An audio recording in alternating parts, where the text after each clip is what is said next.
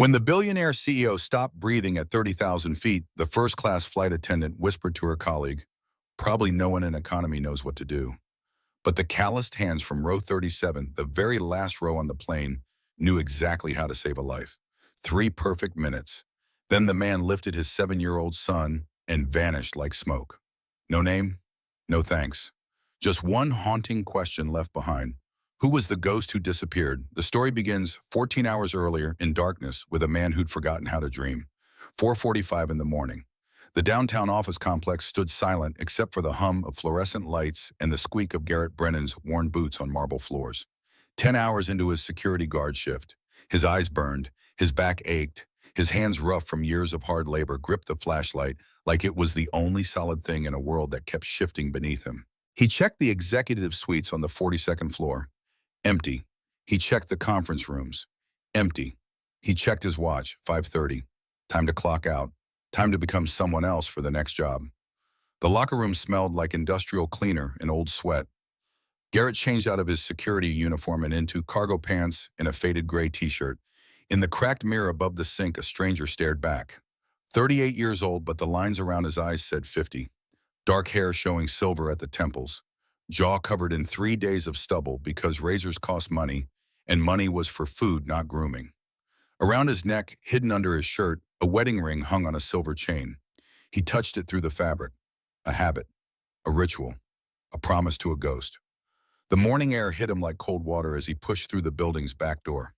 His 1998 Honda Civic sat alone in the employee lot, paint oxidized to a dull gray exhaust system, held together with wire and prayers. The engine coughed twice before catching. Garrett closed his eyes and waited for the heater to kick in. It didn't. The drive home took 12 minutes through streets just waking up. Delivery trucks, street cleaners, people whose lives happened in the margins before the city came alive with those who mattered. The Riverside apartment sagged against the morning sky like an old man too tired to stand straight. 4 stories of crumbling brick, rusted fire escapes windows patched with cardboard. Unit 2C, home. The lock stuck. It always stuck. Garrett shouldered the door open and stepped into the dim apartment. 2 rooms, kitchen area with a hot plate and a mini fridge, bathroom with a toilet that ran constantly, main room with a mattress on the floor where his son slept. Wyatt, 7 years old, dark hair like his father's, eyes like his mother's, bright even in sleep. The boy lay curled on the thin mattress, clutching a worn stuffed bear, missing one eye. In the gray morning light, Wyatt looked peaceful, innocent, unaware that in 72 hours they'd have nowhere to sleep at all. Garrett crouched beside his son. For a moment, he just watched him breathe. In and out, steady, alive. The only pure thing left in his shattered life. He touched Wyatt's shoulder gently. The boy stirred, eyelids fluttering open. "Dad," voice thick with sleep. "Hey, buddy, time to wake up. We've got a flight to catch." Wyatt rubbed his eyes with small fists. To see Grandma, will she be okay this time? The question punched through Garrett's chest like shrapnel. He'd been lying to his son for 6 months, telling him Grandma was getting better, telling him the treatments were working, telling him everything would be fine. Everything was not fine. "She's tough," Garrett said, the words ashes in his mouth. "Just like you." Wyatt sat up clutching his bear. "I made her a card. It's in my backpack. She'll love it." While Wyatt used the bathroom, Garrett pulled their bags from the closet. 1 duffel for both of them, 3 changes of clothes, toothbrushes, the stuffed bear, a photo of Catherine in a cheap frame. That was it. That was everything they owned worth bringing. The eviction notice sat on the counter where it had been for 3 days. Garrett picked it up and read it again, though he'd memorized every word. Final notice, 4 months past due, 72 hours to vacate premises. 4 months. He'd been juggling, borrowing, promising. The security guard job paid $400 a week. The warehouse loading position another $350. Weekend handyman work brought in maybe $200 if he was lucky, $1,000 a week. Rent was $900. Food, utilities, gas, everything else had to come from what was left. The math didn't work. It hadn't worked for a long time. His phone buzzed. Text from the warehouse supervisor. "Where are you? Shift started at 7. Garrett typed back, "Family emergency, can't make it today." The response came instantly. "Don't bother coming back. You're done." Just like that. Job number 2, gone. Garrett set the phone down slowly. His hands didn't shake. They'd forgotten how. "Dad, I'm ready." Wyatt stood in the doorway wearing his only pair of jeans and a red t-shirt with a faded superhero logo. The clothes hung loose on his small frame. Garrett had been buying them a size too big, hoping they'd last longer. "You got your card for Grandma?" Wyatt held up his backpack. "Right here, and I brought the picture Mom drew of all of us." The picture. Catherine had drawn it when she was 8 months pregnant, lying in bed because the doctor said she needed rest. 3 stick figures holding hands. Her Garrett and the baby to come. She'd labeled them My Family Forever. Forever had lasted 8 hours after Wyatt was born. "Let's go, bud." The bank ATM was 2 blocks away. Garrett checked his balance on the cracked screen. $284. Everything. His entire net worth after 38 years of life. He withdrew $265. The machine spat out bills old and soft from being passed through too many hands like his. $19 left in the account. Enough for maybe 2 days of food if they were careful. The last-minute plane ticket had cost $235. He'd bought it online at 3 in the morning after the hospital called, hands shaking so badly he'd mistyped his credit card number twice before it went through. The airport was 40 minutes away. Garrett drove in silence while Wyatt stared out the window at the world passing by. Houses with green lawns, cars that didn't smoke, people walking dogs. Normal life. The kind Garrett had stopped believing in. 7 years ago, he'd been someone different. Someone with a future. Army combat medic honorably discharged after 2 tours. Training as a civilian paramedic. Married to Catherine, a surgical resident, with hands that could hold a scalpel steady through anything. They'd had plans, a house, 2 kids, regular life. Then came the phone call at 2 in the morning. Catherine's voice tight with pain. "Something's wrong, I'm bleeding." He'd driven her to the hospital, stayed by her side, held her hand through 12 hours of labor that turned into an emergency, watched the doctors work with desperate efficiency, watched Catherine's blood pressure drop, watched her look at him with eyes that already knew. "Take care of our baby," she'd whispered. Those were her last words. The baby, a boy 7 pounds 3 ounces, had screamed with healthy lungs. Garrett had held his newborn son while his wife's body cooled in the same room. The doctor said it was a massive postpartum hemorrhage. Rare. Unpreventable. Bad luck. Garrett had been a combat medic. He'd treated sucking chest wounds in the back of moving vehicles. He'd saved men with half their intestines hanging out. But he couldn't save his wife. He'd tried to keep working, showed up to his paramedic shifts. But every patient was Catherine's face. Every emergency was that delivery room. 6 months later, he'd quit, packed up his medical gear, put his certifications in a box, started applying for jobs that didn't require him to hold someone's life in his hands. 7 years of security shifts, warehouse loading, fixing toilets and painting fences for people who'd never look him in the eye. 7 years of surviving day to day. The airport parking garage charged $22 a day. Garrett pulled into the long-term lot on the roof, the cheapest option. $15. He paid with $4 left to his name. He'd have the car towed if he didn't come back. One more thing to lose. Inside the terminal, the divide was immediate. The priority security line stood nearly empty businessmen in suits gliding through. The regular line snaked back and forth, 100 people, shuffling forward in resignation. Wyatt looked at the empty line. "Dad, why do they get to go first?" "Different tickets, buddy. Different rules." "That doesn't seem fair." Garrett squeezed his son's hand. "A lot of things aren't fair." They waited 45 minutes. Garrett watched travelers in the priority line come and go, never waiting more than 5 minutes. He watched them check their phones, sip their coffee from the premium lounge, move through the world like it was built specifically for their convenience. Because it was. The TSA agent looked at Garrett's ID, then at his worn clothes, then back at the ID. The silent judgment lasted 2 seconds, but felt like forever. "Any liquids?" "No, sir." "Laptop?" "No, sir." The agent waved them through. Wyatt clutched his backpack, nervous. He'd only flown once before 3 years ago when Eleanor had paid for them to visit her. That had been different. That had been when there was still hope. Gate D47 sat at the far end of the terminal. The walk took 12 minutes. Garrett's feet ached in boots, held together with duct tape on the inside where no one could see. The gate area was packed. First-class passengers lounged in leather chairs, reading newspapers, checking phones that cost more than Garrett made in a month. Business travelers typed on laptops. Families with kids who had new sneakers and name-brand backpacks. Garrett and Wyatt stood against the wall. There were no empty seats. The boarding announcement came at 8:50. "We'd like to welcome our first-class passengers, Business Elite, and Sky Miles Platinum members to begin boarding. 20 people stood and walked to the gate. The gate agent greeted each one with a smile. "Welcome aboard, Mr. Harrison. Welcome, Mr. Ashford. So glad you're flying with us today." Then business class, then premium economy, then zones 1 through 8. Finally, Group 9, economy seats row 35 and back. Garrett took Wyatt's hand. They showed their boarding passes and walked down the jetway. The first-class cabin felt like a different world. Leather seats wide enough to sleep in. Personal entertainment screens. Flight attendants offering champagne and warm towels. A woman in seat 3A, auburn hair, pulled back typing on a laptop that probably cost $3,000. She wore a gray suit that fit perfectly. A Patek Philippe watch caught the overhead light. Victoria Ashford barely noticed the passengers filing past. Her mind was on the quarterly reports, the board meeting scheduled for tomorrow, the acquisition she was trying to close. $11 billion didn't manage itself.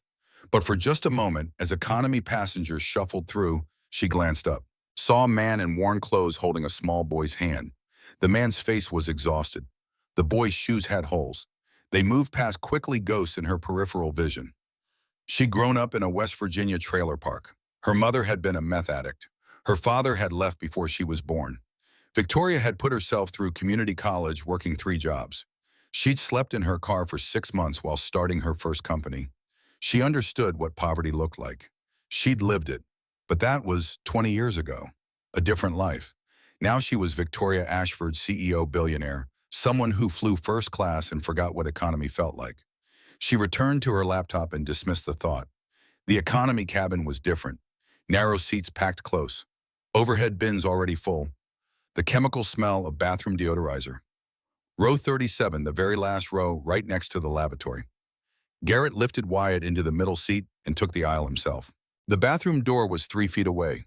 It would flush constantly during the flight. They wouldn't be able to recline. But it was $50 cheaper than row 25, and $50 was $50. Wyatt pressed his face against the window. "Dad, we're really going to fly." "Yeah, buddy, we really are." The plane filled slowly.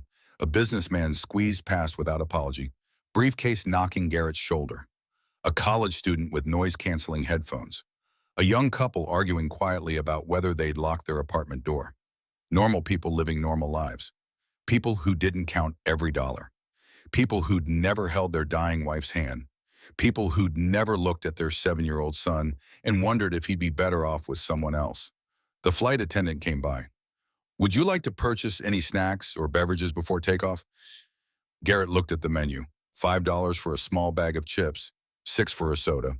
"We're fine, thank you." Well, the attendant moved on. Wyatt didn't complain. He never complained. He'd learned early that wanting things only made Dad sad. The captain's voice crackled over the intercom. "Flight attendants, prepare for departure." The plane pushed back from the gate. The engines spooled up. The world outside began to move. Wyatt grabbed Garrett's hand. "Dad, tell me about Mom again." Garrett's throat tightened. The wedding ring under his shirt felt heavy against his chest. "She was brave," he said quietly. "A surgeon. She saved lives. Like you used to, Bible. She was better than me, smarter, kinder." Did she love me? The question destroyed Garrett every time. With everything she had, buddy, she gave you her eyes, her smile, her heart. Do you still love her? Garrett touched the chain under his shirt, the ring pressed against his palm through the fabric. Every single day. The plane accelerated down the runway. The nose lifted, the ground fell away. Wyatt's face lit up with wonder, breath fogging the window. 30,000 feet below the world became a map. Cities, rivers, highways like veins connecting everything to everything else. From up here, it all looked connected. From up here, you couldn't see the people struggling in the margins, those who had become nameless, the ones just trying to survive one more day. Garrett checked his watch. 9:23. The flight was 2 hours. They'd land at 11:30 local time, 40 minutes to the hospital if traffic cooperated. His phone had 3 missed calls from the hospital. He'd called back from the gate. The nurse's voice had been gentle. "Mr. Brennan, your mother is asking for you. She's been holding on, but you should hurry." "I'm on my way. I'll be there by noon." "We'll tell her. She'll wait for you." But as the plane climbed higher and the minutes ticked by, Garrett felt the cold certainty settling in his gut. He wasn't going to make it. The math didn't work. It didn't. It never worked. 30 minutes into the flight, Wyatt fell asleep against Garrett's shoulder. The boy's breathing was soft and steady. Garrett stroked his son's hair and stared at the seat back in front of him. The woman who'd sat in front of them had reclined, immediately crushing what little legroom they had. Garrett didn't complain. What was the point? Through the gap between seats, he could see into first class. Victoria Ashford was still working. Her face was sharp with concentration. The kind of face that was used to being in control, used to having things go exactly as planned. Garrett wondered what problems someone like that could possibly have. What kept her up at night? What made her afraid? Then he stopped wondering because it didn't matter. Her world and his world might as well be different planets. The flight attendant's voice came over the speaker. Ladies and gentlemen, we've reached our cruising altitude of 35,000 feet. You're now free to move about the cabin. In first class, Victoria reached for her glass of water on the tray table. She'd eaten lunch before boarding some catered thing from the office. Shrimp pasta, her assistant Marcus had ordered it. She took a sip of water. Her throat felt tight. Strange. She swallowed. The tightness increased. Her lips began to tingle. Victoria set down the glass, confused more than concerned. Then her chest constricted like someone had wrapped steel bands around her ribs and started twisting. She tried to breathe. Couldn't. Her vision started to blur at the edges, gray creeping in. The laptop slid from her lap. Someone nearby gasped. Victoria tried to say something, managed only a choking sound. Anaphylactic shock. Some distant part of her brain recognized it. Severe allergic reaction. She was dying. At 42, surrounded by strangers at 30,000 feet, she was dying. The irony would have been funny if she could breathe. All that money, all that power, utterly useless. The cabin erupted in chaos. Someone screamed. Flight attendants rushed over, faces pale, asking questions Victoria couldn't answer. A man pulled out his phone, started filming. Another shouted for a doctor. Victoria's lips were turning blue now. She could feel it, could feel her body shutting down. She slumped sideways, vision tunneling. This was it. This was how it ended. Alone, despite the crowd dying the way she'd lived, without connection, without meaning beyond her bank account. In row 37, Garrett heard the commotion. Saw passengers standing, heard someone yell, medical emergency. His first instinct was to stay seated. Not his problem, not his world. He'd left medicine behind for a reason. But Wyatt woke up, looked forward. Dad, someone needs help. Garrett looked at his son, saw Catherine's eyes looking back at him, heard her voice from 7 years ago.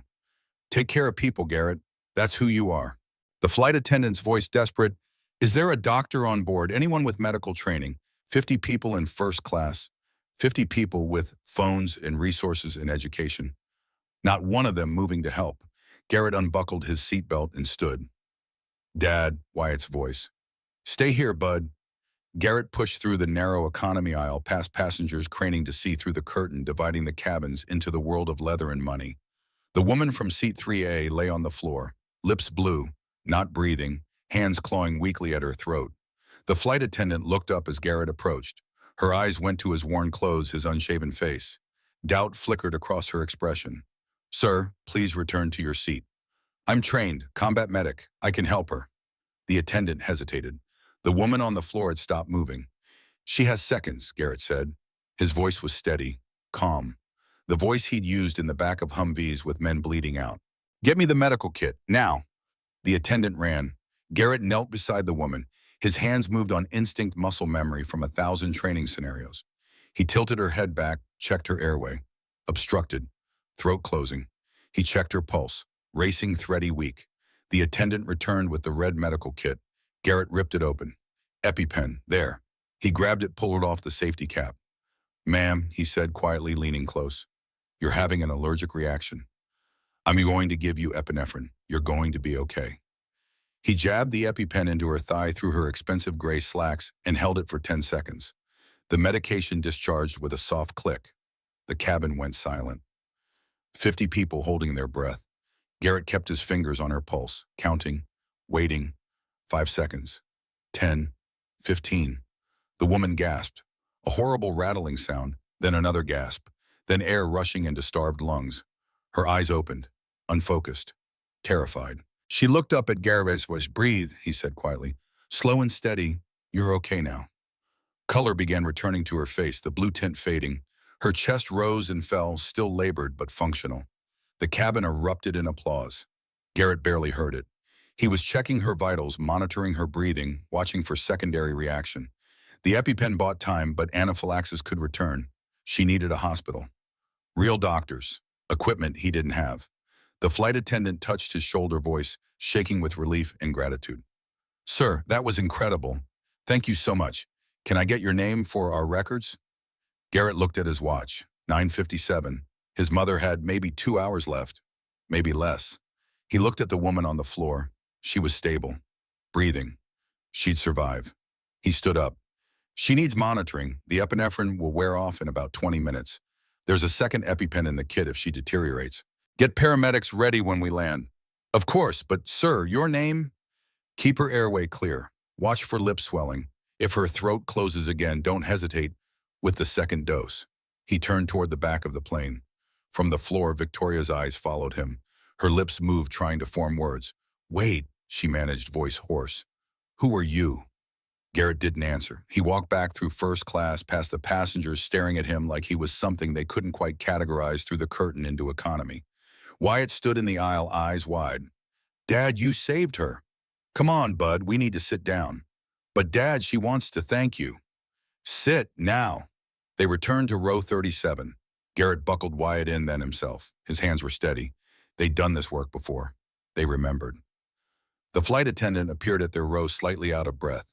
Sir, please, we need your information for our report. And the woman wants to speak with you. Garrett looked at her, really looked at her. I did what any medic would do. She'll be fine. That's all that matters. But hospital liability, our insurance? I'm not a doctor. I'm nobody, just a passenger who knew what to do. The attendant stared at him. At least your name, please. Grandma's dying, Wyatt said suddenly, his voice small. We have to get there fast. That's why Dad won't talk. He has to save Grandma, too. The attendant's expression softened. She looked at Garrett, saw the exhaustion, the desperation barely held in check. I understand, but the woman you saved, she'll want to find you, to thank you properly. She doesn't need to. The attendant nodded slowly and left. Wyatt tugged his sleeve. Dad, why won't you tell them your name? Because Grandma doesn't have time for anything else. But you're a hero. I'm just a man trying to get to his mother, bud. The plane flew on through clear sky, 35,000 feet above the world. Above problems, above consequences, but only for a little while. At 11:27, the wheels touched down. The plane taxied to the gate. The second the seatbelt sign turned off, Garrett was up, pulling their duffel from the overhead bin. Stay close to me, he told Wyatt. They moved with the crowd toward the exit. At the door, the flight attendant tried one more time. Sir, please, just a moment. Garrett was already past her, into the jetway, up into the terminal. Paramedics waited at the gate, gurney ready. They rushed past Garrett into the plane. He kept walking, fast but not running, Wyatt's hand in his, through the terminal, past the shops and restaurants, down the escalator to ground transportation. Behind them, someone shouted, Sir, the passenger wants to thank you. Please. Garrett didn't turn around. He pushed through the automatic doors into the muggy afternoon air. The taxi line stretched 50 people deep. He couldn't wait. He ran across the pickup lane, dodging cars, into the short-term parking structure. Up the stairs, 3 at a time, Wyatt gasping to keep up. Dad, why are we running? Because Grandma can't wait. Level 2B, row F. His ancient Civic sat where he'd left it.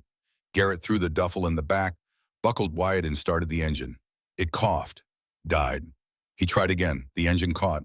He drove out of the structure, merged onto the highway, and pushed the old car as fast as it would go. 33 minutes away, according to the GPS. He'd make it in 25. He had to. In the terminal behind them, Victoria Ashford sat on a gurney, oxygen mask over her face, paramedics checking her vitals. Her assistant Marcus stood nearby, phone pressed to his ear, trying to get answers. Victoria pulled the mask aside. Her voice was hoarse but determined. Find him, the man who saved me.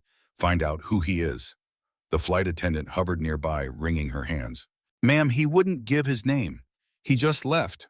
I'm so sorry. What did he look like? Late 30s maybe?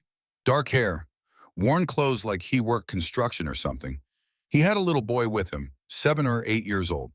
Security footage. Get it. Now. Marcus was already on it. Ms. Ashford Airport Security says they'll need a subpoena. Then get one. I don't care what it costs. Find that man. Because in Victoria's world, everyone wanted something. Everyone had an angle. Every favor had a price. But this man had saved her life and asked for absolutely nothing. Didn't even leave his name. What kind of person did that? She needed to understand. Across the city, Garrett's Civic screeched into the hospital parking lot at 11:53. He grabbed Wyatt and ran for the entrance, through the automatic doors, to the information desk. Eleanor Brennan, what room? The volunteer checked her computer. Her face went soft with sympathy. I'm sorry, sir, Mrs. Brennan passed at 11:55. The world stopped. Garrett stood there, Wyatt's hand in his, and felt the last piece of his old life crumble to dust. He'd been 2 minutes away. 2 minutes. The nurse appeared from a doorway, face kind and sad. Mr. Brennan, I'm so sorry. She held on as long as she could. She was asking for you right up until the end. Garrett couldn't speak, couldn't move, couldn't breathe. Wyatt's small voice, Dad, is Grandma gone? The nurse knelt down to Wyatt's level. Your grandma loved you so much, sweetheart. She wanted me to tell you that. Garrett found his voice. It came from somewhere far away. Can I see her? Of course, room 412. Take all the time you need. They walked down the sterile hallway together, father and son, into a room that smelled like antiseptic and endings. Eleanor Brennan lay in the bed, small and still. The machines were off, the monitors dark. Just a body now. The woman who'd raised Garrett alone after his father left. The woman who'd worked double shifts at a diner to put him through school. The woman who believed in him even when he'd stopped believing in himself. Gone. On the bedside table, an envelope with his name. Garrett picked it up with shaking hands. Inside, Eleanor's handwriting, shaky but clear. Garrett, you are not broken. You are a hero who had something terrible happen. Catherine would want you to live again, to love again. Stop punishing yourself. Don't let fear win. All my love, Mom. P.S. Check safety deposit box at First National. Key taped to back of this letter. Garrett turned the letter over. A small brass key was taped there. He sank into the chair beside the bed and finally broke. Deep, wrenching sobs he'd been holding back for 7 years. Wyatt climbed into his lap and held him while he fell apart. Outside, the sun shone. Traffic moved. Life continued indifferent. Inside room 412, a man who'd saved a stranger's life couldn't save the person who mattered most. And in a high-rise office across the city, Victoria Ashford stared at blurry security footage of a man and boy disappearing into a crowd and wondered why the person who'd given her everything had vanished like smoke. The answer would take weeks to find, and when she did, it would change both their lives in ways neither could imagine. But first, Garrett Brennan had to bury his mother, face the ruins of his life, and decide whether he had the strength to keep fighting, or whether it was finally time to let go. 300 miles away, in a private hospital room that cost more per night than Garrett earned in a month, Victoria Ashford stared at the ceiling and tried to remember how to breathe without thinking about it. The doctors had insisted on overnight observation. Anaphylactic shock, they explained, could have secondary reactions. Her throat could close again. Better to be safe. She'd argued, of course. She had meetings, acquisitions to finalize, a company that couldn't run itself. But her assistant Marcus had been firm. Ms. Ashford, you died today. You can take one night off. Died. The word sat in her mind like a stone. She'd been conscious for parts of it. The sensation of drowning in air, the panic as her body betrayed her, the terrible certainty that this was how it ended. Then those hands, rough, certain, and that voice. You're going to be okay. She'd looked up into his face, exhausted, unshaven, eyes that had seen too much. But his hands had been perfectly steady. His movements had been precise. He'd known exactly what to do. Then he'd vanished. Victoria reached for her phone on the bedside table. 12 missed calls, 47 emails. The world demanding her attention, but she scrolled past all of it to the text from her head of security. Still working on ID. Airport security requires subpoena for footage. Airline won't release passenger manifest without court order. In progress. Not good enough. Victoria called him directly. He answered on the first ring. Ms. Ashford, how are you feeling? Like I almost died, Thomas. Tell me you have something. A pause. Working every angle. But the man was careful. Kept his head down. Cameras caught him from behind, side angles, never full face. Almost like he knew where they were. People don't just disappear. People who don't want to be found can be very effective at hiding, ma'am. Victoria sat up in bed despite the IV in her arm. I have $11 billion and you're telling me I can't find one man. I'm telling you it is taking longer than expected. I have someone checking TSA records. We know he was in economy rows 35 to 43 based on witness statements. That's about 60 passengers. We're narrowing it down. Narrow faster. She hung up. The door opened. Marcus carried a laptop and a concerned expression. You should be resting. I should be working. What's the board saying? That you should take the week off, that Richard Caldwell can handle operations while you recover. Victoria's laugh was sharp. Richard would love that. No, I'm back in the office tomorrow. Victoria. Tomorrow, Marcus, and tell Thomas to focus the search on passengers traveling with children. The man had a son. Marcus made a note. The little boy mentioned something to the flight attendant about getting to see his grandmother. She was dying. Victoria's chest tightened. Cross-reference hospital death records, destination city, women who died yesterday or today, terminal illness. That should narrow the field significantly. On it. After Marcus left, Victoria lay back and stared at the ceiling. The man who'd saved her had been rushing to see his dying mother. And instead of staying and instead of accepting thanks or reward, he'd disappeared to be with her. What kind of desperation drove someone to save a stranger's life and then vanish? She needed to understand. Across the city in a funeral home that smelled like chemical flowers and bargain basement grief, Garrett Brennan sat in a cheap folding chair and listened to a director explain the economics of death. The oak casket is our most popular choice, the man said. His suit was too tight and his smile had been practiced 10,000 times. Very dignified, $5,200. Garrett had $4 to his name. What about cremation? The funeral director's smile dimmed slightly. Of course, a perfectly valid choice. Our basic cremation package is $2,400. That includes the service, cremation itself, and a simple urn. $2,400. Garrett did the math. Even if Eleanor's safety deposit box held something, he was looking at bills that would consume whatever she'd left.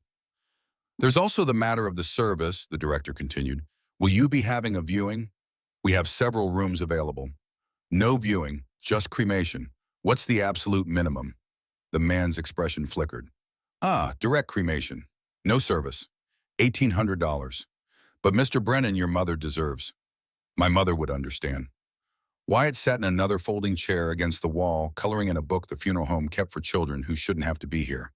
He didn't understand the details, didn't know about money or debt. He just knew Grandma was gone and Dad looked like he might shatter. Garrett signed the papers with hands that felt disconnected from his body. The funeral director handed him an invoice. Payment is due within 10 business days. I understand. Outside, the afternoon sun was too bright for a day like this. Wyatt took his hand without being asked. Dad, where's Grandma going to be? With Mom in heaven. Do you think they're together now? Yeah, Bud, I think they are. The First National Bank was 6 blocks away. Garrett had called ahead. Yes, they had a safety deposit box registered to Eleanor Brennan. Yes, Garrett was listed as authorized. He could come in anytime. The bank manager, a woman in her 50s with kind eyes, led them to the vault room. She used Eleanor's key and her master key to open box 247. Inside, a manila envelope. Take your time, she said, and left them alone. Garrett opened the envelope with shaking hands. Inside, bonds, savings bonds. He spread them out on the small table and counted. Once, twice, 3 times because it couldn't be right. $38,000. A note in Eleanor's handwriting. I've been saving for 15 years. For your second chance. Don't waste it. Don't be afraid. Live, love. Be the man I raised, Mom. Garrett's vision blurred, his breath caught. In the vault room of a bank surrounded by steel and concrete, he finally let himself feel the full weight of what he'd lost and what she'd left behind. Eleanor had been saving for 15 years. While he'd been drowning, she'd been quietly building a life raft. While he'd been struggling to survive, she'd been planning his resurrection. Dad, Wyatt's small hand on his arm. Why are you crying? Because Grandma saved us, buddy, one more time. They cashed the bonds. The teller counted out $38,000 in cashier's checks, more money than Garrett had seen in 7 years. Not enough to fix everything, not enough to change their trajectory permanently, but enough to breathe, maybe enough to think. The funeral was 3 days later. 8 people attended, a co-worker from the diner where Eleanor had worked, 2 neighbors, a cousin Garrett barely knew. The Methodist minister who'd never met Eleanor but performed the service anyway, reading generic words about a woman he couldn't describe. Garrett stood at the grave with Wyatt beside him. The boy held a drawing he'd made. Eleanor surrounded by angels. He wanted to put it in the casket, but there was no casket, just an urn. So he held it and cried quietly while the minister talked about dust and ashes. After back at the motel where they'd been staying, Garrett laid out the bills on the bed. Funeral $1,800. Motel $89 per night. They'd been here 4 nights. $356 total. Storage unit for their evicted belongings, $120 per month. 38,000 minus 1,800 minus 356 left, $35,844. He stared at the number. With extreme frugality and assuming nothing went wrong, it might last 8 months. Maybe 9 if he found work immediately. Then what? He'd lost the warehouse job. The security guard position was nights only barely enough to survive. He could find another day job. Stock shelves, wash dishes, drive for a rideshare service in a car that might not last another month. 8 months of survival. Then back to drowning. Garrett looked at Wyatt asleep on the other bed, clutching his stuffed bear. The boy deserved more than this. Deserved a father who could provide stability, safety, a future. He pulled out his phone and searched for foster care services. Information on how to surrender parental rights, how to make sure Wyatt went to a good family. His thumb hovered over the contact number. Maybe Wyatt would be better off. A real family, 2 parents, a house, regular meals, new shoes, birthday parties that weren't just a dollar store cupcake with 1 candle. He set the phone down on the nightstand, the browser still open, the pamphlet partially visible on the screen. He couldn't do it. Couldn't give up his son. Wyatt was all he had left, the only good thing that survived the wreckage. But keeping Wyatt when he couldn't provide felt selfish. Wrong. Garrett stood and walked to the motel window. Outside, the parking lot was full of cars nicer than his. People checking in for the night with credit cards that worked. People whose lives function. A black town car pulled into the lot. Too expensive for a place like this. Garrett watched it park. The back door opened. A woman stepped out. Auburn hair, gray business suit. Even from a distance, Garrett recognized her. The woman from the plane. His first instinct was to grab Wyatt and run. But where she knew what room they were in. She'd tracked them somehow. Of course she had. People with money could do anything. The knock came 30 seconds later. Firm but not aggressive. Garrett opened the door. Victoria Ashford stood there, smaller, without the first-class cabin around her, but no less imposing. Her eyes went to his face. Recognition and something else. Relief, maybe. "You're very hard to find," she said. "I wasn't trying to be found." "Can we talk?" "No." He started to close the door. She put her hand against it. Not pushing, just present. "Please, 5 minutes." "I don't have anything to say to you." "Then listen. 5 minutes, that's all I ask." Garrett looked back at Wyatt, still asleep. Looked at Victoria. She'd found them at the motel. She knew where they were. Running wouldn't help. "Outside, don't wake my son." He stepped into the parking lot and closed the door behind him. The evening air was warm and heavy. Victoria stood a careful distance away, reading the situation. "How did you find me?" Garrett asked. "Hospital death records. Your mother passed the same day as the flight. I cross-referenced terminal illness patients with next of kin in the right age range.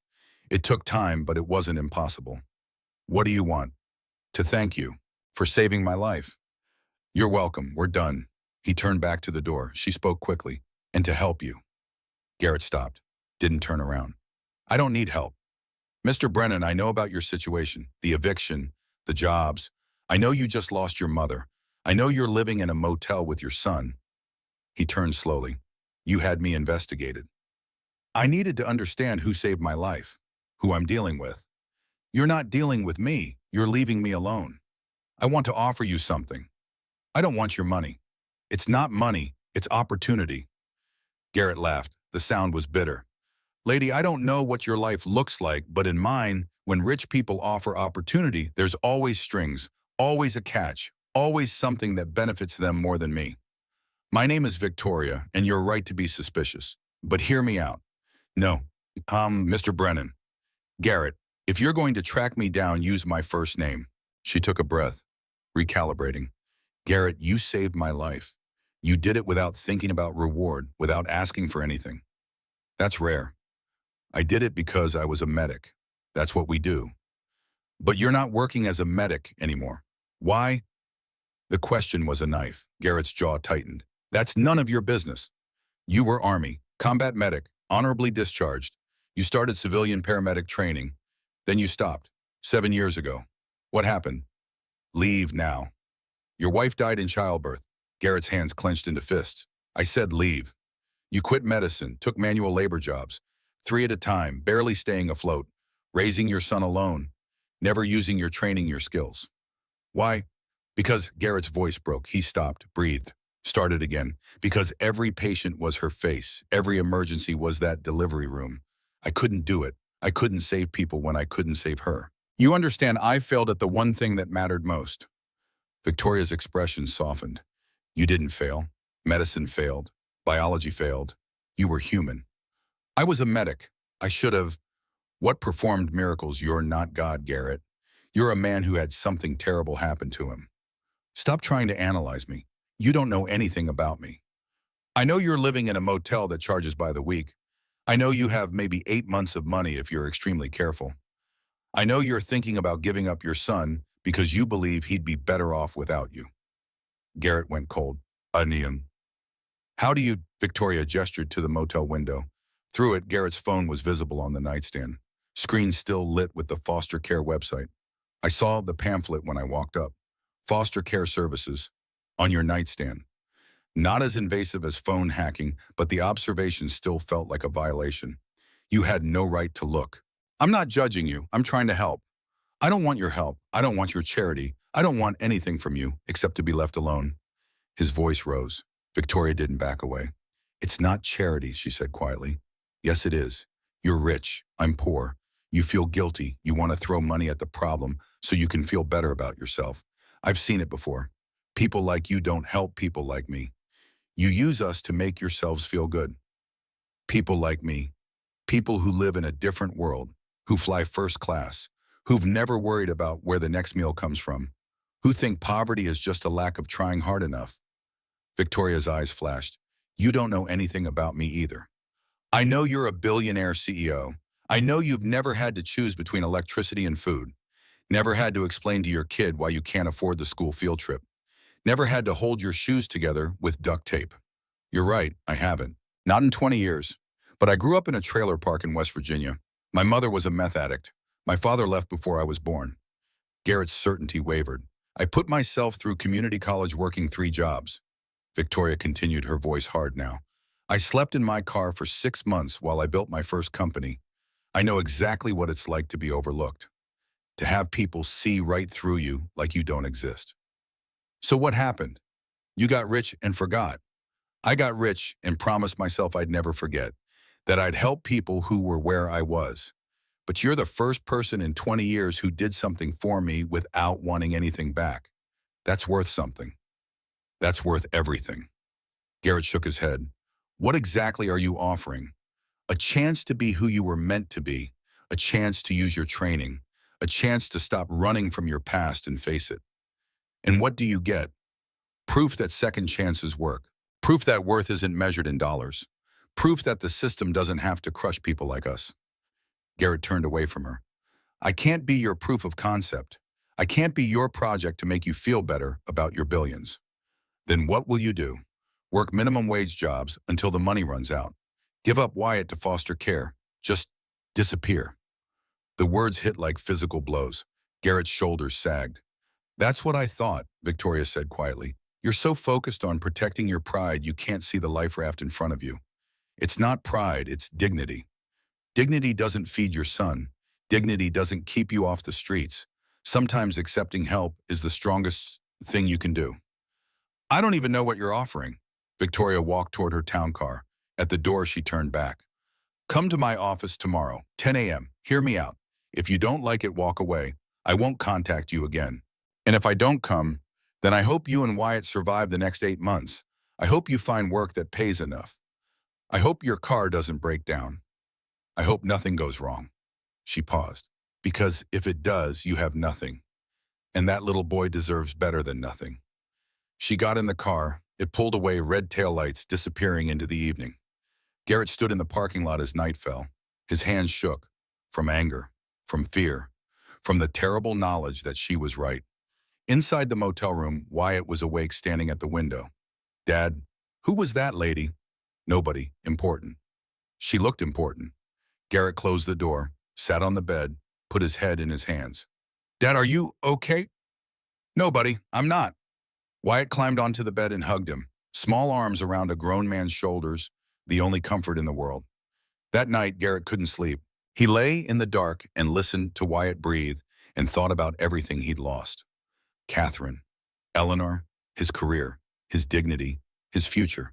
Tomorrow he could walk into Victoria's office, listen to whatever she had to say, maybe accept help. Or he could keep fighting alone, keep struggling, keep pretending he could do this by himself. Eleanor's note sat on the nightstand. Don't be afraid. At 2:47 a.m., Garrett made a decision. He found Victoria's business card tucked in the doorframe. Her private number was written on the back. He stared at it for 20 minutes. Pride warred with necessity. Dignity fought with desperation. Finally, he dialed. She answered on the second ring. Mr. Brennan, how did you know it was me? I've been waiting. It's almost 3 in the morning. I wasn't sleeping. Silence stretched between them. I need to know what you're offering, Garrett said. Specifically, no vague promises, no charity wrapped in pretty words. Fair. The Ashford Foundation runs a medical training program. We take people with medical backgrounds who've left the field and help them return. Full scholarship for recertification, housing assistance, education for dependents. After completion, guaranteed employment in our emergency response network.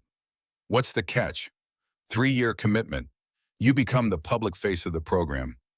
Media appearance, speaking engagements, proof that the program works. I don't want to be on camera. Then the offer isn't right for you. More silence. What about Wyatt? Garrett asked. Good public school in the district where you'd be housed. After-school care if needed. Medical coverage. Everything he needs. You've thought this through.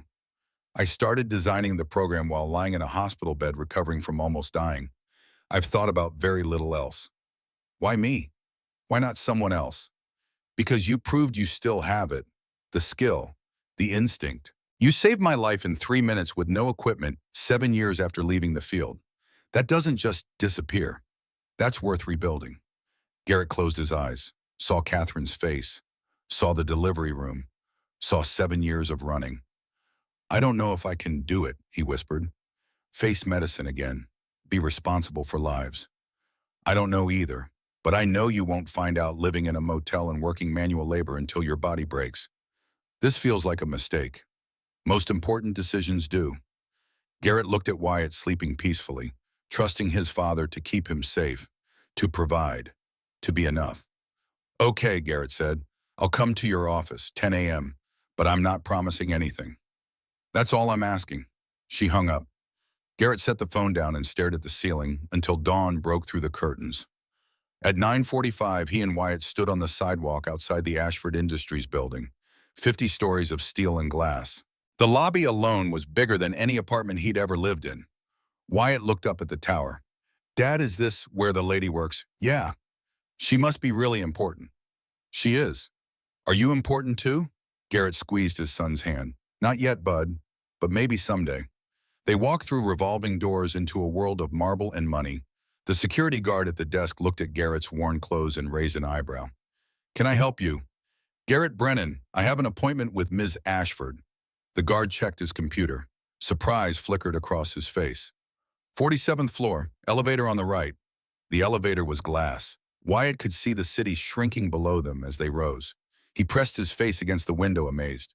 Dad, we're going really high. Yeah, bud, we are. On the 47th floor, Victoria's assistant Marcus waited, young, efficient, expensive suit. He led them down a hallway lined with abstract art. Victoria's office was a corner suite with floor-to-ceiling windows overlooking the city. She stood at one window, phone to her ear, gesturing. She saw them, held up one finger, finished her call. Garrett, thank you for coming. She looked at Wyatt. You must be Wyatt. I've heard a lot about you. Wyatt hid behind his father's leg. He's shy, Garrett said. That's okay. Wyatt, there are books and games in the conference room next door. Marcus will show you. Your dad and I need to talk for a bit. Is that all right? Wyatt looked up at Garrett. Is it okay, Dad? It's okay. I'll be right here. Marcus led Wyatt away. Garrett stood awkwardly in the vast office. Sit, please. Victoria gestured to a leather chair. Coffee? I'm fine. Garrett, you look like you haven't slept in a week. Have some coffee. He accepted the cup. It was better than anything he'd ever tasted. Of course it was. Victoria sat across from him. I'm going to be direct. Here's what I'm proposing. She laid it all out. The Ashford Foundation Medical Training Program. Full scholarship to recertify as a paramedic. Foundation-owned apartments in a decent neighborhood, nothing fancy but safe and clean. Stipend during training, $2,500 a month. After completion job in the Emergency Response Network, starting at $68,000 annually with full benefits. What's the housing like? Garrett asked. 2-bedroom apartments, good schools nearby, safe streets, grocery stores without bars on the windows. And Wyatt's school, public school 3 blocks from the housing complex. We cover supplies, lunch fees, field trips, anything he needs. Medical coverage. Full, both of you. Garrett set down his coffee. This sounds too good. What aren't you telling me? There's something you need to understand. Victoria leaned forward. My board doesn't want this program. They think it's a waste of money, a vanity project. They're looking for any excuse to shut it down. So I'm the guinea pig. You're the proof of concept. You have to succeed, not just complete the program. Excel, prove this works, because if you fail, I can't help anyone else. That's a lot of pressure. Yes, but I watched you save my life. You didn't panic, didn't hesitate. You have what it takes. You just need to believe it. It's been 7 years. Skills are skills. Fear is the only thing in your way. Garrett stood and walked to the window. The city spread below. Millions of people, millions of lives intersecting. Somewhere down there were men like him, struggling quietly while the world moved on. Why are you really doing this? He asked. Victoria joined him at the window. Because I almost died. And in that moment, all my money meant nothing. All my success meant nothing. The only thing that mattered was that a stranger cared enough to save me. I want to live in a world where people like you don't disappear, where skill and character matter more than circumstances. That's idealistic? Maybe, but I have $11 billion. I can afford idealism. Garrett almost smiled. Almost. If I say yes, when do I start? Tomorrow, we have an accelerated program, 6 months intensive training, then job placement. 6 months is fast. You already have the foundation. We're just rebuilding what you knew. What if I freeze up? What if I can't do it? Then we figure it out, together. Garrett turned to face her. I need you to understand something. I'm not your hero. I'm not our success story. I'm a broken man with a kid and no options. If I do this, it's because I have to, not because I want to. I'll take it. And if I fail, you won't. But if I do, Wyatt doesn't pay the price. Whatever happens to me, he's taken care of. Your word. Victoria met his eyes. You have my word. They stood there, 2 people from different worlds finding unexpected common ground. Okay, Garrett said finally. I'm in. Victoria extended her hand. Partners then. Garrett shook it. Her grip was firm, professional, a deal sealed. From the conference room, they heard Wyatt laugh. A rare sound, a good sound. He needs this, Garrett said quietly. Deserves better than what I've given him. You've given him everything you had. Now you get to give him more. Marcus appeared with paperwork. Housing agreement, program enrollment, employment contract contingent on completion. Garrett read each page and carefully signing where Marcus indicated. When it was done, Victoria stood. I'll have someone help you move your things from the motel to the apartment today. You can start settling in. Program orientation is tomorrow morning, 8 a.m. That fast. No point waiting. The sooner you start, the sooner you can rebuild your life. Garrett collected Wyatt from the conference room. The boy had been playing with building blocks, constructing towers. Did you have a good talk with the lady? Wyatt asked. Her name is Miss Ashford. And yes, we did. Are we going to live in a real apartment now? Yeah, bud, a real apartment with your own room. Wyatt's face lit up. Really? Really? In the elevator going down, Wyatt was quiet for a moment. Then, Dad, is this like when Cinderella's fairy godmother helped her? Garrett looked at his son. Kind of, yeah. Does that make you Cinderella? Despite everything, Garrett laughed. I guess it does. Then Ms. Ashford is the fairy godmother. That's nice. I like her. The elevator doors opened. They walked through the lobby into the afternoon sun. A moving van was already waiting. Victoria had called ahead. Efficient. Thorough.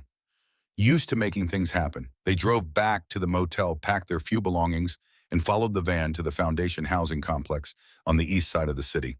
The apartment building was nothing special. 3 stories, brick. But the windows had glass knot boards. The locks worked. The hallway smelled like cleaning products instead of mildew. Unit 3B, 3rd floor. Garrett unlocked the door and stepped inside. 2 bedrooms, a real kitchen with a full-size refrigerator and a stove, a bathroom with a shower that looked clean, living room with actual space to move. It wasn't luxury, but compared to what they'd had, it was everything. Wyatt ran through the apartment, throwing open doors, checking every room.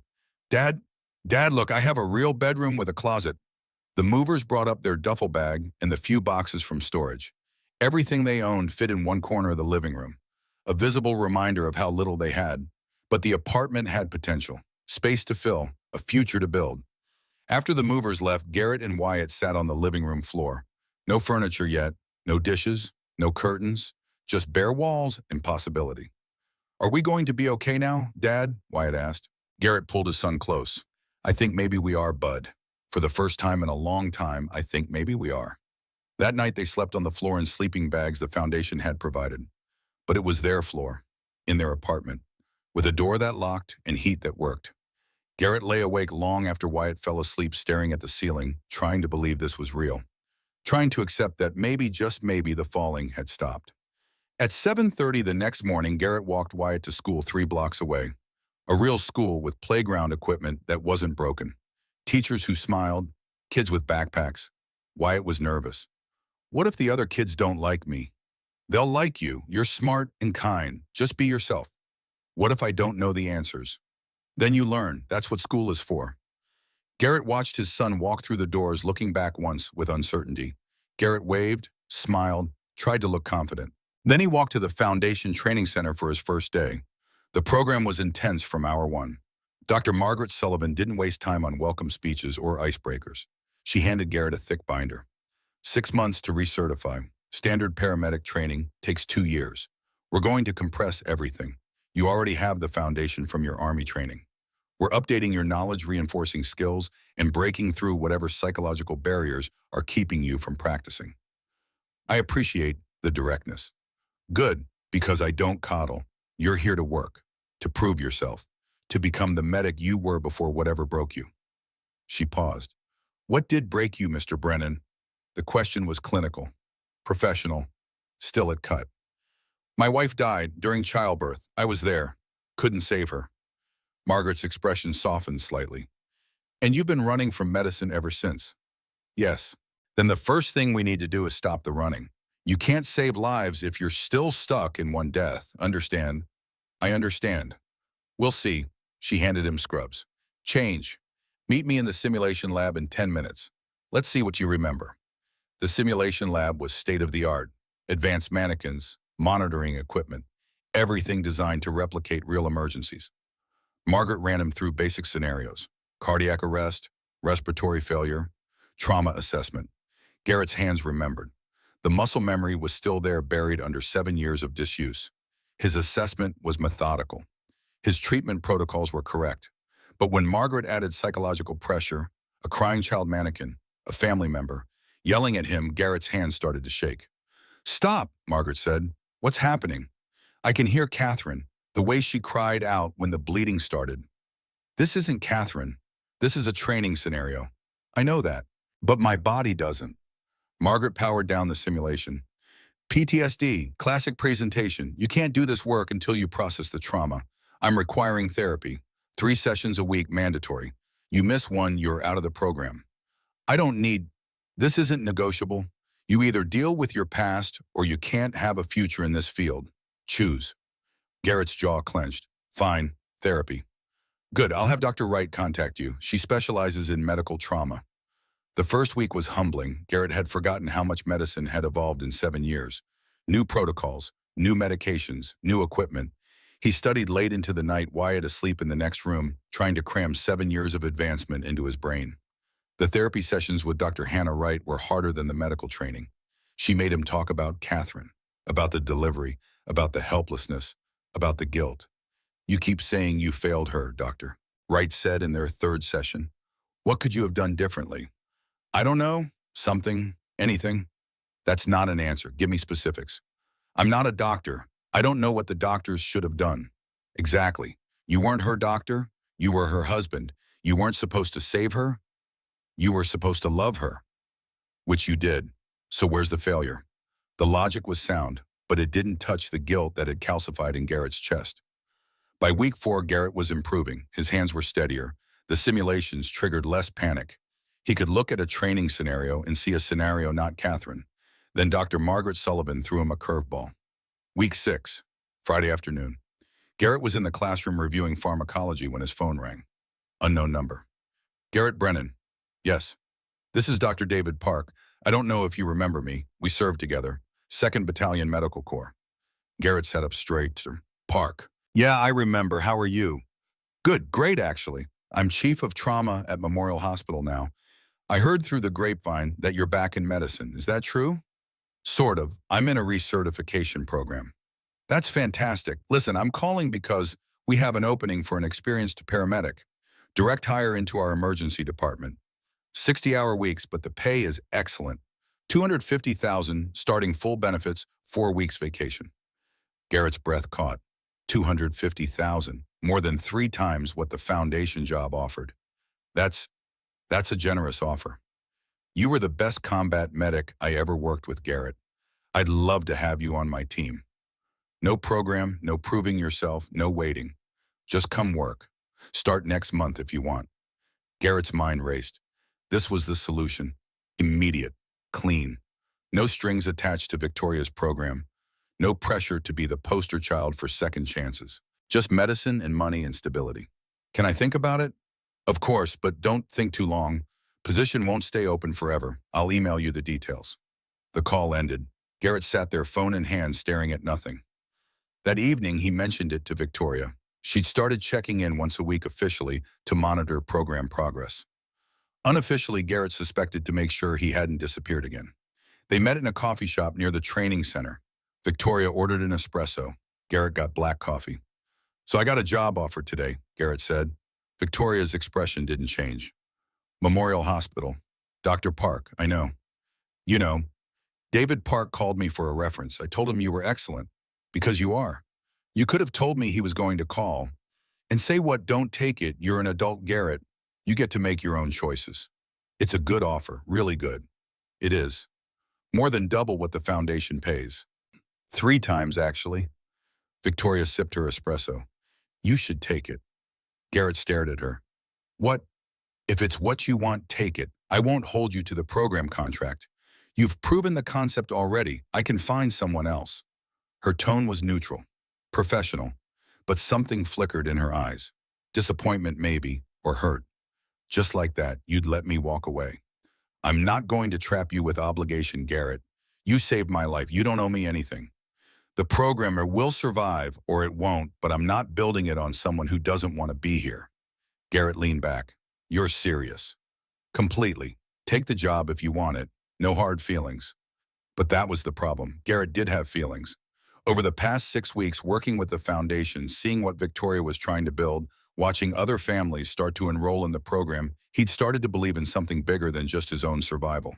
What if I don't want to take it? He asked. Then don't. What if I want to stay? Finish the program. See this through. Victoria met his eyes. Then I'd be glad, because you're good at this, Garrett, and the program needs you. Just the program? The question hung between them. Victoria's expression softened slightly. The program, and maybe me, a little. Garrett smiled. First real smile in weeks. I'll turn Park down. You sure, Yeah, I'm sure. This feels right. Like I'm building something instead of just surviving. Victoria nodded. Okay then, back to work. You have a midterm simulation next week. Margaret says you're doing well, but you need to work on your airway management.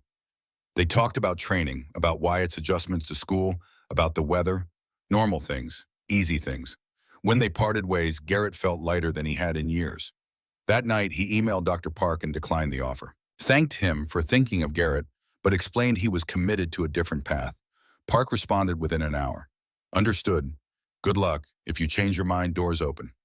Garrett closed the laptop and looked around the apartment. Wyatt was asleep in his room. Real bed now, frame and everything. Posters on the walls, homework on the desk. This was working. The program, the apartment, the stability. For the first time in 7 years, Garrett could see a future that wasn't just survival. But in the Ashford Industries boardroom, storm clouds were gathering. Richard Caldwell, COO, stood before the board of directors with a presentation designed to destroy. 6 weeks, $2 million spent. One student enrolled, no measurable outcomes. He clicked to the next slide. Meanwhile, our stock price has dipped 4% due to negative press coverage of this vanity project. The press coverage was leaked, Victoria said coldly, by someone in this room. Leaks happen. The real issue is whether this program serves shareholder interests or your personal feelings. The program serves people who fell through the cracks. That's worth something. Worth $2 million. Worth a 4% stock dip. The board has a fiduciary responsibility. Victoria, sentiment doesn't pay dividends. Around the table, board members shifted uncomfortably.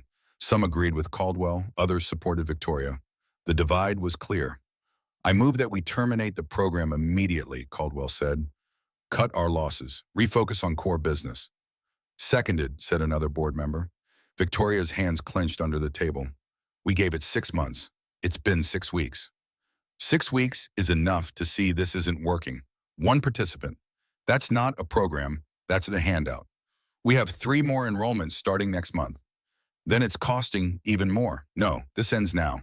The vote was scheduled for the following Friday, 5 days away. 5 days. Victoria called Garrett that night. We have a problem. She explained the situation, the board vote, the opposition, the likelihood that the program would be shut down before Garrett even completed it. What does that mean for me? Garrett asked. It means you finish the training on my personal dime if necessary, but it means no job at the end, no expansion, no help for anyone else. Garrett was quiet for a long moment. This is because of me, because I'm not worth the investment. This is because some people can't see value beyond quarterly returns. It has nothing to do with your worth.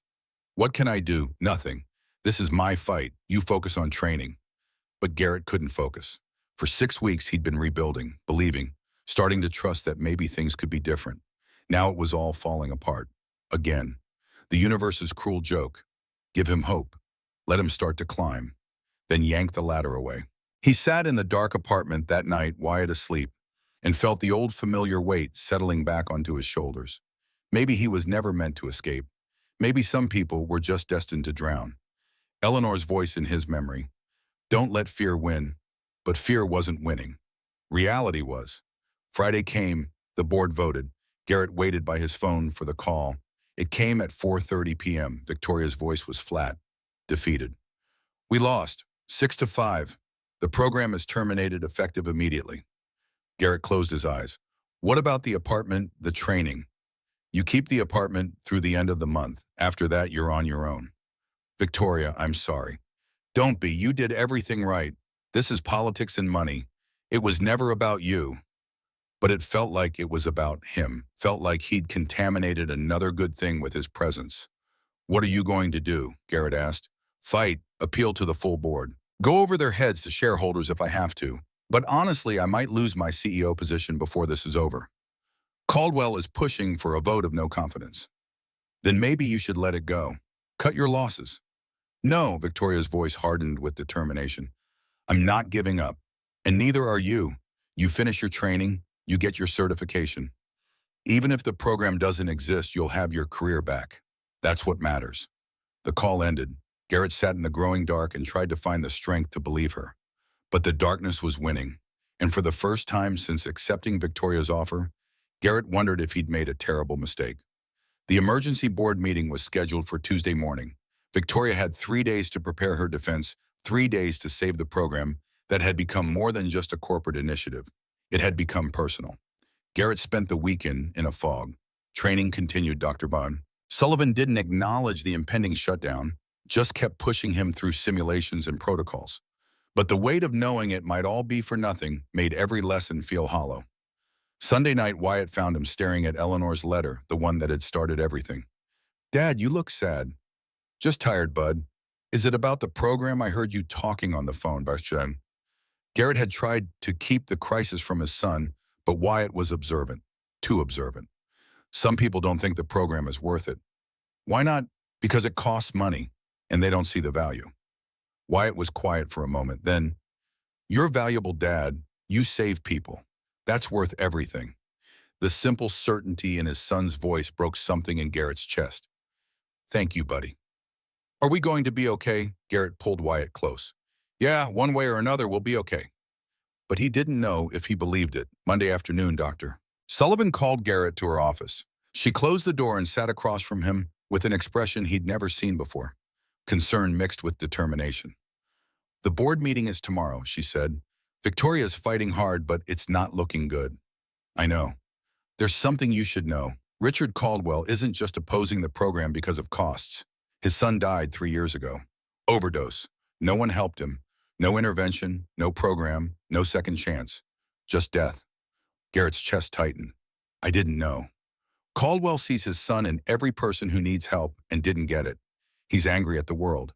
And he's taking it out on this program because it represents everything that wasn't there for his boy." "That's tragic, but it doesn't change the vote." "Maybe not, but understanding why someone fights helps you figure out how to reach them." Margaret stood and walked to the window. "Garrett, tomorrow Victoria presents to the board. It's her last chance. I think you should be there." "Me, what would I say? The truth about who you were, who you are now, why this matters." She turned to face him. "You're the proof, Garrett. Not on paper, in person. Let them see what $2 million bought. Let them see you. I'm just one guy. You're the guy who saved a billionaire CEO's life and disappeared. You're the guy who gave up everything to raise his son. You're the guy who's fighting to rebuild. That's a story worth telling." Garrett shook his head. "I'm not good at speeches." "Then don't make a speech. Just tell them what's true." That night, Garrett couldn't sleep. He rehearsed what he might say. Discarded every version. Too desperate, too angry, too pathetic. By 3 a.m., he'd given up. If he went to the board meeting, he'd just have to speak from the heart and hope it was enough. At 7:30 Tuesday morning, Garrett walked Wyatt to school as usual. The boy sensed something was different. "Dad, are you nervous?" "A little." "About the meeting?" "Yeah. You're going to do great. You always do." "I'm not sure about that, bud." Wyatt stopped walking and looked up at his father with Catherine's eyes. "Dad, you saved that lady on the plane. You're saving yourself now. You can do this." Garrett knelt down to his son's level. "When did you get so wise?" "I don't know, but I believe in you." They hugged there on the sidewalk, father and son, before Wyatt ran into school with his backpack bouncing. The Ashford Industries boardroom was on the 50th floor, floor-to-ceiling windows, a table that could seat 20, 10 board members already present when Garrett arrived with Dr. Sullivan. Victoria stood at the head of the table, professional armor in place. But when she saw Garrett, surprise flickered across her face.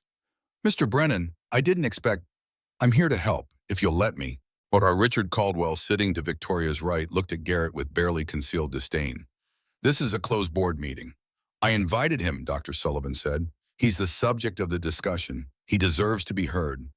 "This isn't show and tell. Let him speak," said Patricia Wilson, one of the board members who'd been quietly supportive. "We're deciding his future. The least we can do is listen." The room settled into tense silence. Victoria gestured to Garrett. "The floor is yours." Garrett stood, 10 faces staring at him, 10 people who could end this with a vote. His throat was dry. His hands wanted to shake. Then he remembered Wyatt's words. "I believe in you." "My name is Garrett Brennan," he began. His voice was rough but steady. 7 years ago, I was an Army combat medic. I was good at my job. I saved lives in impossible situations. Then I came home. My wife was pregnant. We were happy. We had plans. The boardroom was silent. She died during childbirth. Massive hemorrhage. The doctors couldn't stop it. I was in the room. I'm a medic. I was a medic, and I couldn't do anything. I held her hand while she bled out. Her last words were, "Take care of our baby." He could see some board members' expressions softening. After that, I quit. Left medicine completely.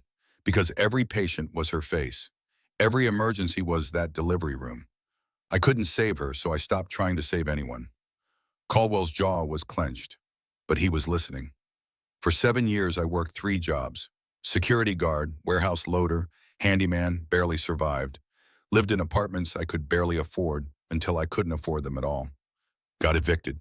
3 months ago, I was living in a motel with my 7-year-old son, $4 in my bank account, seriously considering giving him to foster care because I thought he'd be better off without me.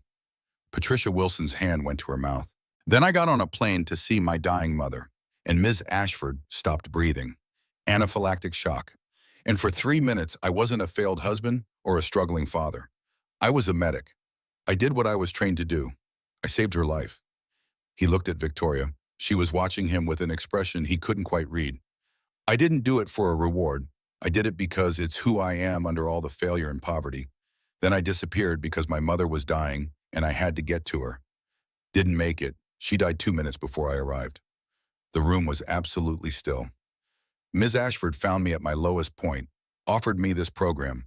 I almost said no. Pride, shame, fear, all the reasons people like me stay invisible. He paused. But my mother left me a letter. It said, "Don't let fear win." So I said yes. He turned to face Caldwell directly. This program didn't just give me job training. It gave me therapy for PTSD I didn't even know I had.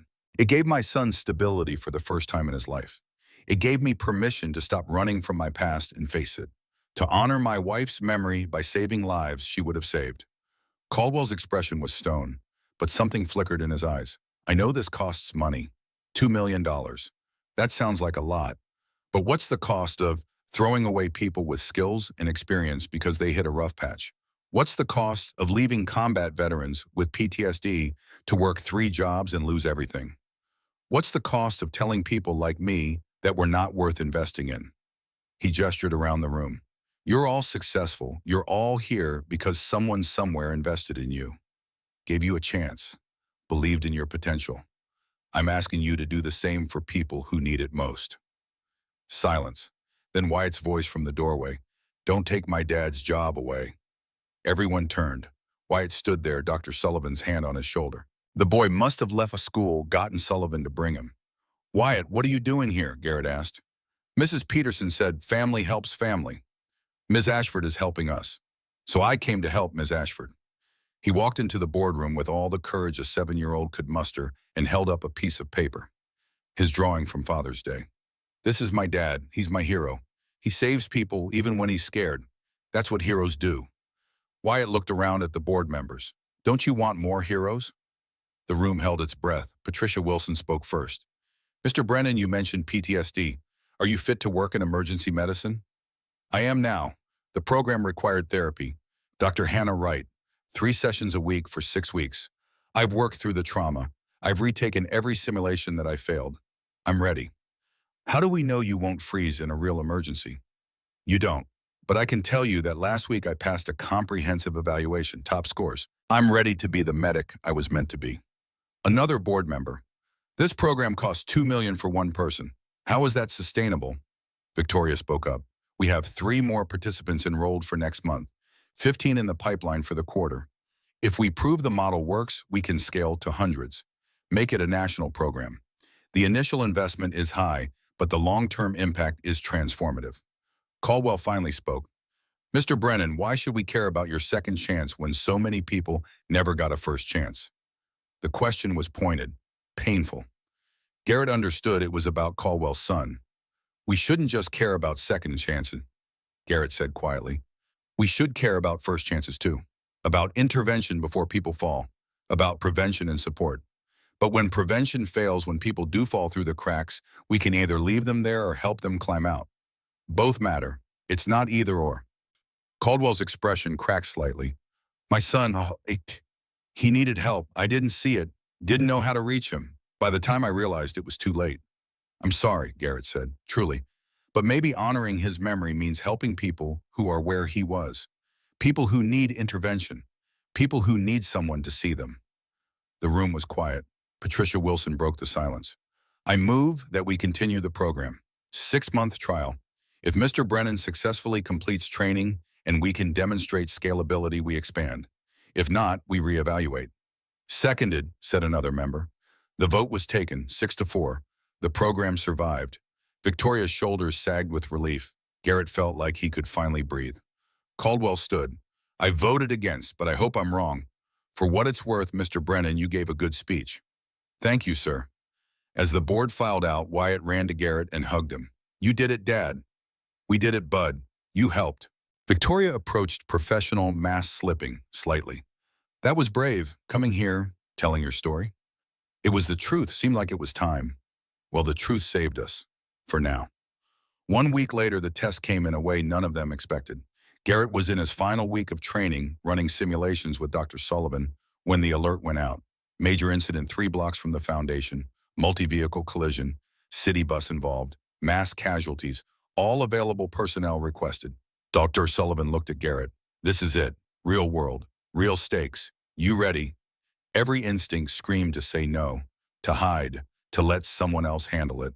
But he thought of Catherine, of Eleanor, of Wyatt believing in him. I'm ready. The scene was chaos. 6 vehicles twisted together, glass and metal scattered across the intersection, a city bus on its side, people bleeding, screaming, crying, 30 people injured, at least half critical. Garrett stepped out of the Foundation's response vehicle, and the world snapped into focus. Combat training kicked in. Army protocols, triage, assess, prioritize, act. Red tags to the left, his voice carried over the noise. Yellow tags center, green tags to the perimeter move. The Foundation team, younger and less experienced, looked to him for leadership. He gave it without hesitation. He worked the critical patients himself. A woman trapped in a crushed sedan femoral artery spurting blood. He applied direct pressure, barked orders for extrication tools, kept her conscious. Look at me. Stay with me. You're going to be fine. The words came naturally, not Catherine's face this time. Just a person who needed help. She lived. Next patient, teenager thrown from a motorcycle. Head trauma, possible spinal. Garrett stabilized his neck, coordinated with paramedics, ensured proper transport. Then the next, and the next. 90 minutes of controlled chaos. 90 minutes of being exactly who he was meant to be. When the last ambulance pulled away, Garrett stood in the street surrounded by debris and realized his hands weren't shaking. His breathing was steady. He'd seen trauma and hadn't frozen. He'd seen Catherine's face in every patient but hadn't let it stop him. Dr. Sullivan approached. 14 critical patients, 0 deaths. Garrett, that was exceptional. Team effort. Don't diminish what you did. You led. They followed. People are alive because of you. The local news covered it extensively. Foundation heroes respond to major accident. Garrett's face was in several shots directing operations working on patients. The Foundation got more positive attention in one day than it had received in months. Ashford Industries stock rebounded 6% in 2 days. Caldwell said nothing, but he sent Garrett a brief email. Well done. 6 months after the plane, Garrett stood in front of his bathroom mirror and barely recognized himself. Clean-shaven, proper haircut, Foundation uniform that fit. He looked like someone with a future. Dad, you look different, Wyatt said from the doorway.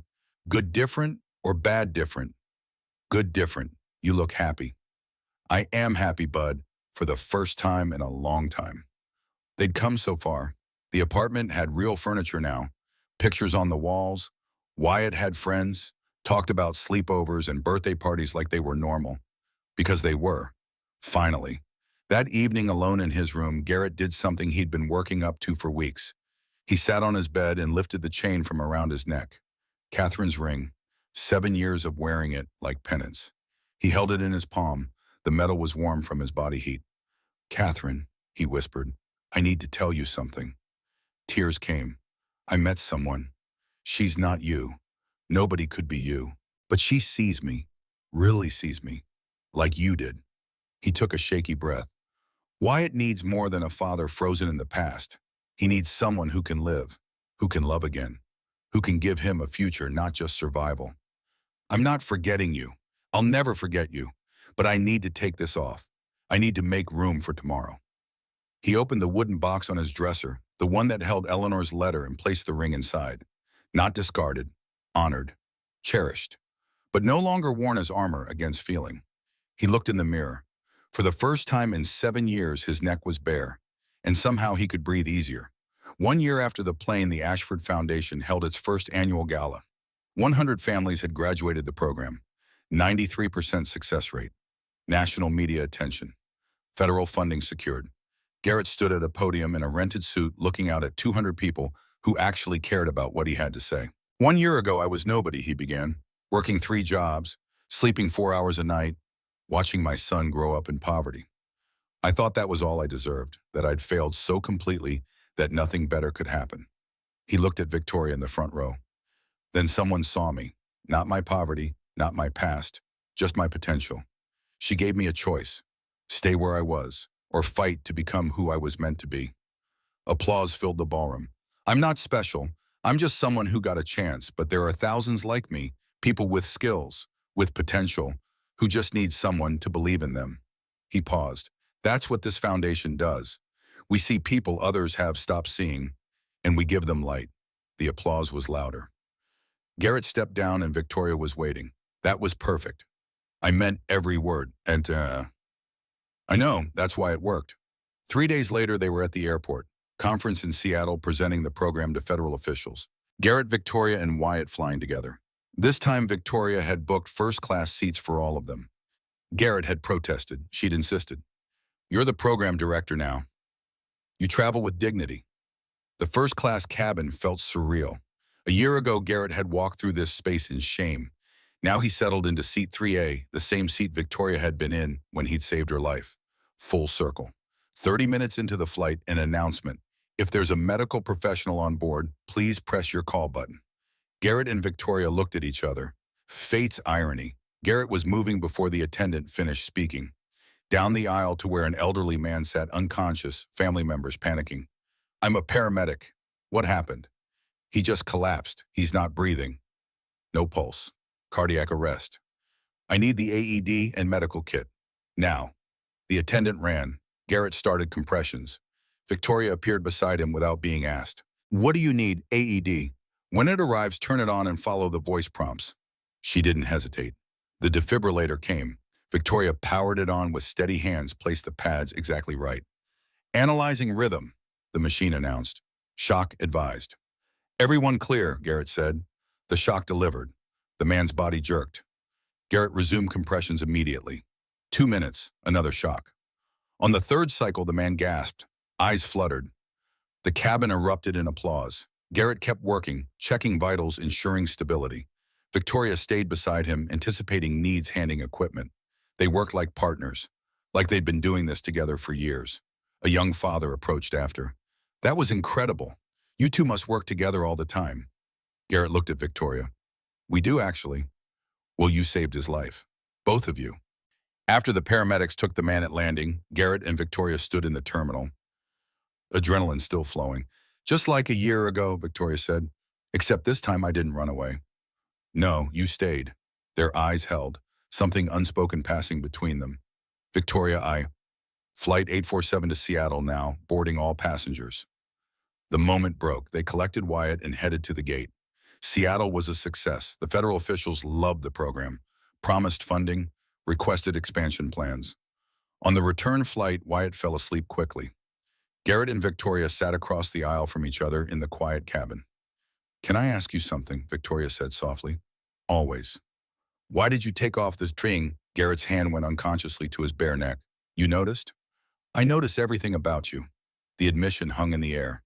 I took it off because it was time, Garrett said quietly. 7 years is long enough to grieve. Eleanor told me not to let fear win. Keeping that ring on was fear. Fear of moving forward. Fear of betraying Catherine's memory. Fear of being happy again. And now I think Catherine would want me to live, to love, to give Wyatt a complete family. He paused. To maybe see where things go with someone who sees me. Victoria's breath caught. Garrett, I'm not asking for anything. I'm just saying, I'm ready. When you are. If you are. No pressure, no expectations. I'm terrified, Victoria whispered. So am I. I've built my whole life on control, on not needing anyone. And you came along and saved my life, and I can't stop thinking about you, about us, about what we could be. We could start small, dinner that's not about work, a movie, something normal. Victoria smiled. I don't know how to do normal. Neither do I. We'll figure it out together. The plane began its descent. Below, the city lights sparkled. At baggage claim, waiting for luggage that seemed to take forever.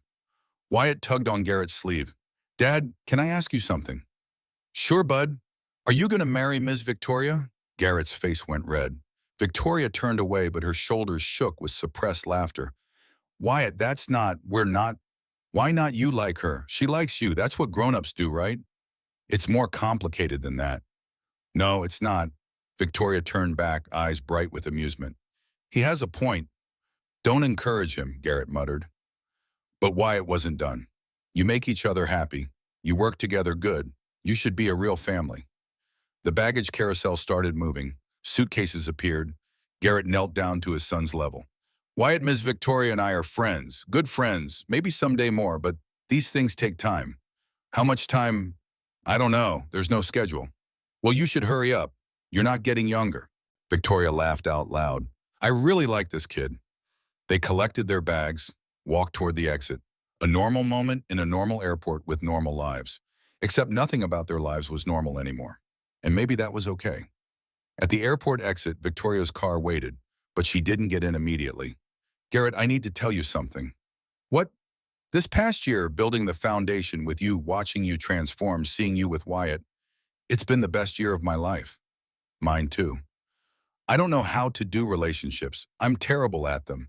I work too much. I'm controlling. I'm scared of losing control. Victoria. But I want to try, with you, if you'll be patient with me. Garrett smiled. I've got nothing but time. She stepped closer. So this is happening. We're really doing this. If you want to. I want to. They stood there in the airport pickup lane, people rushing past and kissed for the first time. Gentle, tentative, perfect. Wyatt, watching from beside them, whispered loudly, finally. 6 months later, same airport, different trip. Garrett, Victoria, and Wyatt returning from another conference. Flight delayed. Stuck in baggage claim for the third time that month. Wyatt was playing a game on a tablet. Garrett and Victoria stood together comfortable in the silence of people who knew each other well. Then Wyatt suddenly asked, Miss Victoria, are you going to marry my dad or what? Both adults froze. Wyatt, Garrett's face went crimson. What? It's been a year. You're together all the time. You should make it official. Victoria looked at Garrett. Garrett looked at Victoria. Some silent communication passed between them. Then Garrett did something he'd been planning for 2 weeks but hadn't found the right moment for. He knelt down, right there in baggage claim, pulled a small box from his pocket. Actually, Bud, I was going to ask her myself. Victoria's hands went to her mouth. Victoria Ashford, Garrett said, looking up at her. A year and a half ago, I saved your life on a plane, but you saved mine in every way that matters. Tears started running down her face. You saw me when I was nothing, believed in me when I didn't believe in myself, gave me and Wyatt a future I never thought we'd have, made me laugh, made me feel, made me want to live again. He opened the box. Simple ring. Nothing extravagant, but real. I'm not rich. This isn't a 5-carat diamond, but it's real. And so is this. Will you marry me? Victoria was crying openly now. You're proposing in a baggage claim. You found me in a parking lot. I disappeared in a terminal. Seemed fitting to make it official in an airport. She laughed through tears. You're completely insane. Is that a yes? Yes, God, yes, you impossible, wonderful man. Yes. Nearby travelers applauded. Someone whistled. Wyatt cheered loudly. Garrett stood and slipped the ring on her finger. They kissed while the baggage carousel rumbled to life behind them. The world kept moving. Planes kept landing. People kept rushing to wherever they needed to be. But for 3 people in baggage claim, everything had finally stopped being a struggle and started being a life. 2 years after the plane. The wedding was small, just family and close friends. Dr. Sullivan officiated. Wyatt was best man, taking his duties very seriously. The Ashford Foundation had grown beyond anyone's expectations. 500 families graduated, 18 cities, national recognition. Richard Caldwell had not only stayed on the board, but become one of the program's biggest advocates, funding a scholarship in his late son's name. Garrett ran the medical division. Victoria handled business operations. They made a good team, at work and at home. Wyatt, now 9, had adjusted to having a mother figure with the resilience only children possess. He called her Mom Victoria, which made Victoria cry the first time and smile every time after. On their honeymoon flying to Greece, Garrett held Victoria's hand during takeoff. Nervous, she asked. A little. Still not used to first class. Better get used to it. You're stuck with me now. He kissed her hand. Good. The plane climbed through clouds into clear sky. Garrett looked out the window at the world below. So much had changed. So much had been lost and found and built. Eleanor's voice in his memory, don't let fear win. He hadn't. For once he'd won. His name was Garrett Brennan. He'd been lost. Broken. Invisible. Not anymore. Now he was seen. known, loved, and that made all the difference.